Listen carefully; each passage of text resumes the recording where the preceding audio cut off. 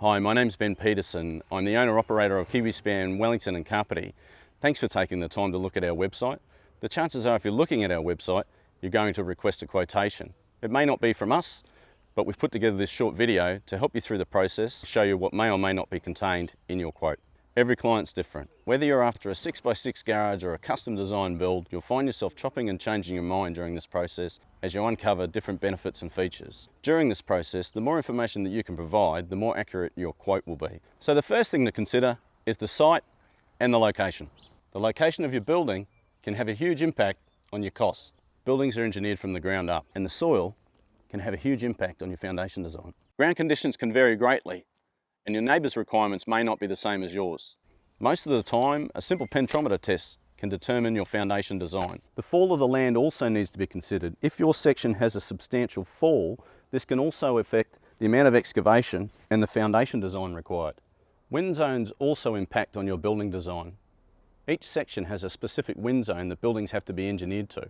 The location also has an effect on council requirements. Each council has its own set of rules and standards on requirements for setbacks from things like street frontage and side boundaries. This is called the district plan. In certain situations, council may ask for a site survey. When a site survey is required, a registered surveyor is asked to identify the boundary pegs. All these things I can help you with when designing and pricing your building.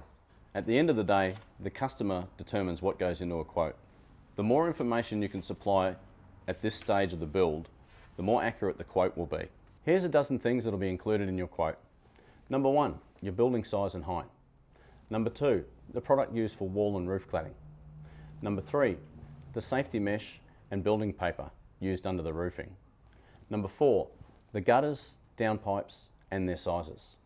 Number 5, any windows, PA doors, roller doors or sectional doors that are included and their sizes. Number 6, the concrete slab and how thick it is.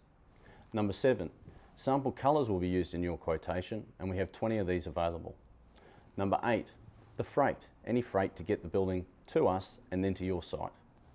Number 9, the engineering and drafting. Engineering and drafting is specific to your site and that will be included in your quotation.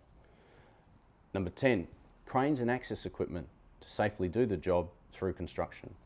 Number 11, the roller door install and a motor if you've asked for it.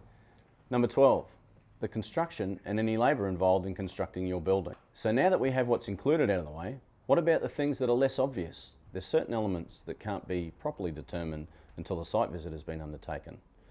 These include things like council consent fees, the need for a building or a resource consent, excavation, the quantity of hard fill required to achieve finished floor levels, whether a concrete pump's required, whether vermin strip and building paper is required to make a building habitable, plumbing, drainage, electrical, and lastly, any internal fit out that may be required. If you have someone in the family who can take on certain tasks, for example the concrete slab, this will be excluded from your pricing. Thanks for watching this short video on the quoting process. I'd be happy to answer any questions that you have on the topics that were brought up during the video. Please don't hesitate to call me or touch base.